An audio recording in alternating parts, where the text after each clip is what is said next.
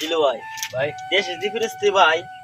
মনে করো ফিলিস্তিন যে এই যুদ্ধ লাগতেছে ইসরায়েল যে ফিলিস্তিনটা মারতেছে এটা থেকে ভাই কেউ প্রতিবাদ করে না।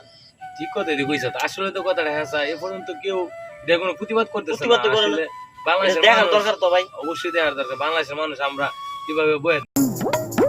শৈল লোক তো টকর মকর করতেছে আজকে ফিলিস্তিন যাবো ইসরায়েলের বিরুদ্ধে অ্যাকশন নেওয়া দরকার। রবিকুল কারণে এটা এনে গেল পাগল ছেড়ে ভাই কেটা দিন গেল একদম ভাই কেটার তো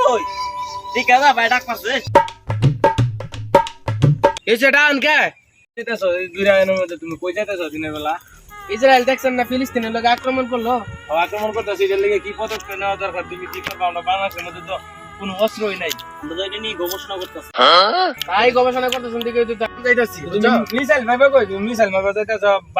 বাংলাদেশ মিসাইল না তুমি মিসাইল মারবার যাও মিয়া আরে আমি মিসাইল বানাইছি আমার তো মিসাইল আছে দি তুমি কেমন মিসাইলটা বানাইছো ওই তো মিসাইল